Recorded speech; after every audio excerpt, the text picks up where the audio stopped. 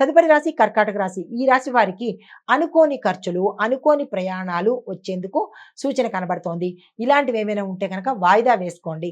తర్వాత వ్యాపారంలో భాగస్వామ్య నిర్ణయాలు తీసుకునేటప్పుడు, ఒప్పందాలు తీసుకునేటప్పుడు లేదా అగ్రిమెంట్స్ రాసుకునేటప్పుడు కొంత క్లారిటీ మెయింటైన్ చేయండి. అంటే ఇరుపక్షాలు కూర్చుని ఒక నిర్ణయానికి వచ్చి ట్రాన్స్పరెన్సీగా ఒప్పందాల మీద సంతకాలు పెట్టండి. లేదు అంటే కనుక మీ నిర్ణయాల వల్ల కానీ, మీ సిగ్నేచర్ వల్ల కానీ లేదా ఆ అగ్రిమెంట్ల వల్ల కానీ ఉత్తరోత్తర ప్రమాదాల్లో పడ్డం కానీ, ఇబ్బందులు పడ్డం కానీ జరిగే అవకాశాలు 100% కనబడుతున్నాయి. ఈ విషయంలో వ్యాపారస్తులు జాగ్రత్తలు తీసుకోండి.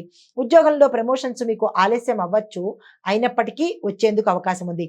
పెద్దల ఆరోగ్యం మీద శ్రద్ధ వహించండి. మీకు చెప్పదగిన పరిహారము, శివాలయంలో బెల్లంని దానంగా ఇచ్చే ప్రయత్నం చేసుకోండి. తదుపరి రాశి సింహరాశి. ఈ రాశి వారికి మీ ప్రతిభకు తగిన గుర్తింపు లభించడంతో పాటు కొత్త కొత్త పనులు మొదలయ్యేందుకు అవకాశం కనబడుతోంది. రాజకీయ రంగంలో ఉన్న వారికి గౌరవం పెరగడంతో పాటు ఒక కీలకమైన పదవిని కూడా తీసుకోవడానికి అధిష్టాన వర్గం మిమ్మల్ని, మీ పేరుని ఎంచుకోవడం జరిగింది. అలాంటి సూచనలు కనిపిస్తున్నాయి.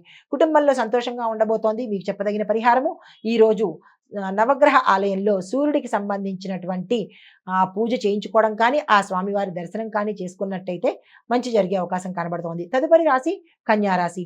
ఈ రాశి వారికి మీ యొక్క మాటల వల్ల ఇతరులను ఆకర్షించి పనులన్నీ చకచకా చేయించుకునేందుకు ఈరోజు అవకాశాలు చాలా ఎక్కువ కనబడుతున్నాయి. ఆర్థికంగా వృద్ధి సాధ్యమవుతుంది. స్థిరత్వం కూడా ఏర్పడేందుకు అవకాశం ఉంది.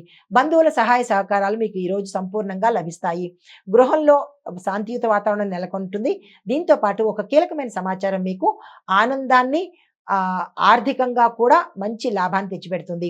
అయితే మీకు చెప్పదగిన పరిహారము, పసుపు గణపతిని తయారు చేసుకుని ఈరోజు పసుపు గణపతిని పూజ చేసుకున్నట్టయితే కనుక మీకు ఏదైనా ధనపరంగా కానీ, పనుల పరంగా కానీ, అడ్డంకులు కానీ, విఘ్నాలు కానీ ఉంటే ఆ సంకల్పం చెప్పుకుని పసుపు గణపతిని కనుక పూజ చేసుకున్నట్టయితే సానుకూలంగా స్పందించే అవకాశము, స్వామివారి అనుగ్రహము కలిగేందుకు అవకాశం ఉంటుంది. ఈ పరిహారము ప్రయత్నం చేసుకోండి.